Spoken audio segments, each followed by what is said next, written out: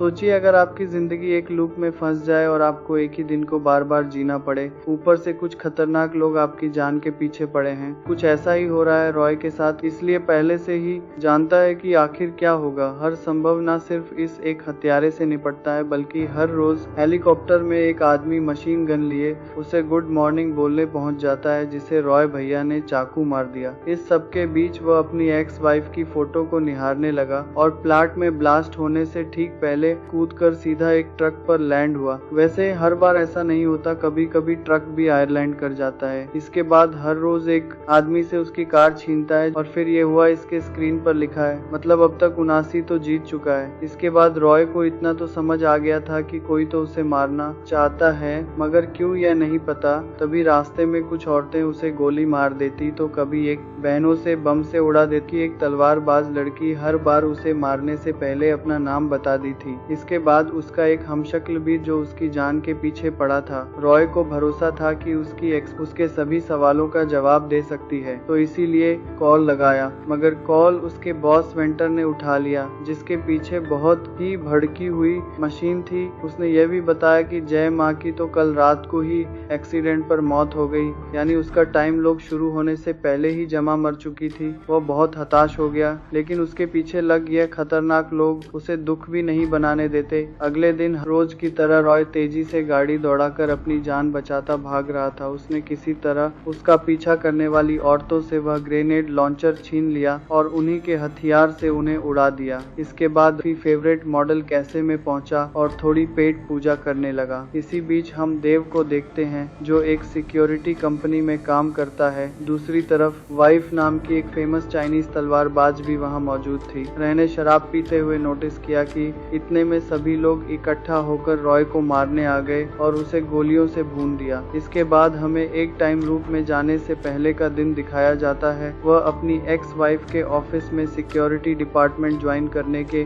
लिए अपना रिज्यूम देने गया था। पता चलता है कि सिक्योरिटी की जरूरत ऑफिस वालों को नहीं, जय माँ को है। जमाने अचानक से रॉय केसर से कुछ बाल काट लीजिए। उसका व्यवहार बड़ा अजीब सा लग रहा था। उसने रॉय से पूछा कि क्या उसे उसका भेजा हुआ जन्मदिन का तोहफा मिल गया था। जर्मनी रॉय के गले लगकर उसके कान में कहा कि वह सारी इस बोर्ड को याद रखें। तभी गार्ड्स वहां आ पहुंचे और उन्होंने गौर को बाहर भेज दिया। उसके जाने के बाद वेंटर ने उसे धमकाते हुए कहा कि वह जिस चीज पर काम कर रहे हैं वही टॉप सीक्रेट प्रोजेक्ट है। अपने पुराने आशिकों को ऐसे ही अंदर नहीं बुला सकती। रात के तकरीबन 3 बजे रईस नाम की एक लड़की, जो कि पेशे से डेंटिस्ट है, उसके साथ एक बार में बैठा था। पैलेस के बाथरूम में जाने के बाद बारटेंडर ने बातों बातों में उससे कहा कि इस लड़की के साथ मौज मस्ती भले ही कर ले, लेकिन उसकी आंखों में प्यार किसी और के लिए। इतने में उसे क्षमा का फोन आया। वह रॉय के बालों के सैंपल के साथ कुछ कर रही थी। उसने रॉय से कहा कि उसे उसकी मदद चाहिए उस चीज में जिसमें उस सबसे अच्छा है। यह कहकर वह मशीन की तरफ चलता है। क्योंकि वेंडर और उसका सिक्योरिटी हाइब्रिड सब कुछ सुन और देख रहे थे, तो वेंटर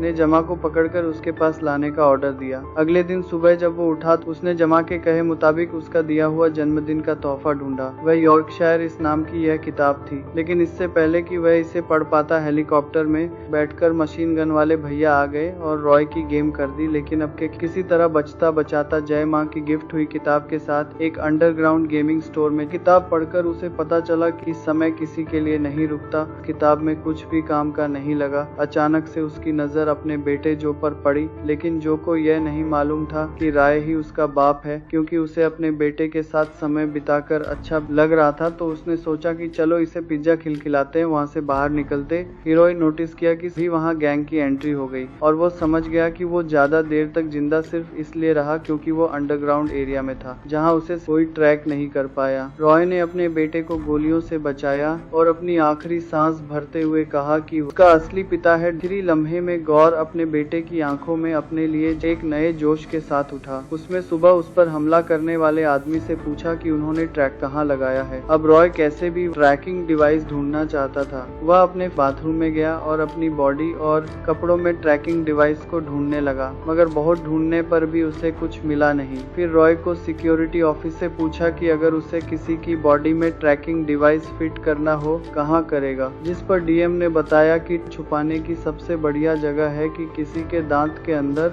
लगा दो। और यह सुनते ही गौर से वॉशरूम में ले जाकर पागलों की तरह अपने दांत उखाड़ने लगा। किस्मत से दूसरे ही दांत के अंदर ट्रैकर मिल गया। तभी वहाँ हमशक्ल और उसे गोली मार दी। अगले अटेम्प्ट में टॉयज सबसे पहले वॉशरूम में जाकर उस ट्रैकिंग डिवाइस को निकाला। उसने ट्रैक्टर की मदद से एक एक करके सभी गैंग मेंबर्स को ठिकाने लगा दिया। तभी उनमें से एक मोबाइल पर ब्रेड का कॉल आया। रॉय के फोन उठाने पर ब्रेक चैलेंज किया तो आज लूप ने बजाय अपना रॉय किसी से डरता थोड़ी है। वह भी सीधा लाभ की ओर निकल गया। मगर पहले अटेम्प्ट में तो गाड़ी दीवार में ठोक के स्टार्टिंग नहीं ब्रेड के हाथों मारा गया, मगर अगले अटेम्प्ट में गाड़ी उड़ाकर उसने लैब में सीधी एंट्री मारी। जब गार्ड्स गोलियां बरसाते हुए गाड़ी के पास गए तो पता चला कि यह तो रॉय का विषय हुए जाल था। गार्ड के पास पहुंचते ही उसने गाड़ी में रखे एक्सप्लोसिव्स छोड़ दिए। उसने हमशक्ल रॉय को ठिकाने लगाकर उसका सिक्योरिटी ब्रेड भी ले लिया। पहले तो उसका सिक्योरिटी ब्रांच काम नहीं करता और बाद में जब उसने जुगाड़ से लेफ्ट खोल भी ली तो वह व्रत और उसके आदमी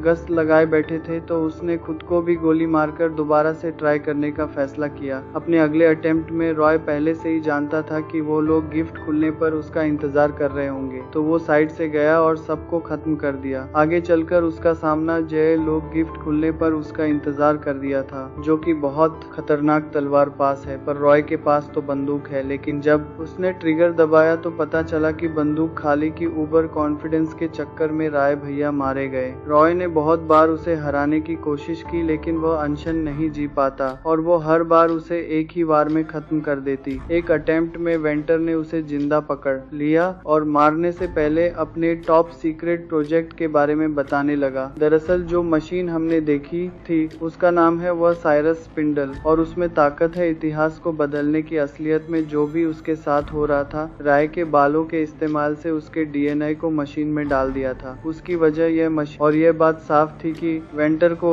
इस बात का कोई आइडिया नहीं था, क्योंकि फिर रॉय को यह सब क्यों ही बताता। रॉय जमा कि उसके जन्मदिन पर दी हुई किताब को फिर से पढ़ा और वह समझ गया कि जब तक उसका डीएनए मशीन में मौजूद है उसे कोई नहीं मार सकता। उसे यह भी समझ आया कि जमा उस पर कितना भरोसा करती थी। वह जोश से भर उठा, मगर अभी भी उसके रास्ते में ज्वाइन थी। अपने अगले अटेम्प्ट में वो से लड़ने की बजाय नूडल कैसे में जाकर थे लीजेंडरी चाइनीज तलवार। उसने डायरेक्ट ढंग से उसे तलवारबाजी सिखाने के लिए कहा, लेकिन वह तो सिर्फ एक ही दिन के लिए, एक दिन बहुत है। हर रोज डिफाइन के पास जाता और उससे तलवारबाजी सिखाने की बात करता। धीरे धीरे वह बेहतर होता गया और अपने 174 अटेम्प्ट में वह एकदम तैयार हो गया। इसके बाद वह ज्ञान से लड़ने पहुंचा। उसने अपनी बंदूक जमीन पर रखी और 5 की दीवार से एक तलवार उठा ली। उसने लाजवाब तलवारबाजी दिखाते हुए खत्म कर दिया। तभी बट और प्रिंटर भी वहां गए। उसने अपने तलवार ब्रेड के माथे में बढ़ती जैसे ही वेंटर बेड की बंदूक उठाने के लिए आगे बढ़ा रहा है, उससे पहले ही तलवार लेकर उस तक पहुंच गया। वेंडर को शक हुआ कि एक आदमी इतने सारे लोगों को कैसे मार सकता है। वह समझ गया कि मशीन के इस्तेमाल से उसे समय के एक लूप में डाल दिया है। वेंटर ने रॉय को बताया कि जब वह यहाँ आकर उसके गुंडों से लड़ रहा था तो उसने उसके बेटे जो का बंदोबस्त कर दिया था। ये सुनते ही रॉय जल्दी से जो के पास पहुंचा, लेकिन वहां पहुंचकर उसे पता चला कि वह पहले ही मर चुका है। अपने बेटे की मौत देखने के बाद रोहित सारी उम्मीद खो चुका था। वह जानबूझकर हथियारों को अपने आप को मारने देता, लेकिन एक दिन उसने सोचा बस बहुत हुआ, तो क्यों न उसे अपने बेटे के साथ बिताएं। तो रॉय हर दिन जो के साथ गेम्स खेलते हुए जाने लगा और शाम को जब वह दोनों एक बेंच पर बैठे होते तो सब खत्म हो जाता। मगर एक दिन जो ने बताया कि उसे सुबह उसकी माँ का कॉल आया था, उसे समझाते हुए कहा था कि चाहे कोई भी प्रॉब्लम हो वह रॉय से बात कर सकता है। यह बात कंफर्म करने के लिए जो से उसका फोन लिया, जिससे उसे यकीन हो गया कि सुबह जमा सच में जिंदा थी और उसके पास अब भी मौका है उसे बचाने का। दौर अगले अटेम्प्ट में जल्दी से जल्दी वेंटर और ब्लड को मारकर कैमरा रूम में गया। उसने देखा कि सुबह जब वो उठता है तो उसके 15 मिनट बाद तक जमा जिंदा थी। ये देखकर वह बहुत खुश हुआ और उसने तो गोली मार दी ताकि वह जल्दी से लूप रिसेट करके उसे बचा सके। अगली सुबह उठकर रॉय ने सीधा हेलीकॉप्टर पर ही छलांग लगा दी। उसने मिलियन वाले गुंडे को मार दिया और पायलट को बंदी बनाकर हेलीकॉप्टर में ही लेक की तरफ निकल पड़ा। उसने सभी गुंडों को कॉप्टर की मशीन गन से उड़ा दिया। वह जल्दी से उस जगह पहुंच गया जहां जमा मरने वाली थी। मौके पर उसने एंट्री मारकर बैट और विंटर का खेल खत्म कर दिया। आखिरकार उसने जमा को बचा ही लिया। उन दोनों ने एक दूसरे के लिए अपने प्यार को इजहार किया। आपकी जिंदगी में ऐसा सबसे खूबसूरत दिन कौन सा रहा है जिसे मौका मिलने पर आप बार बार जीना चाहे?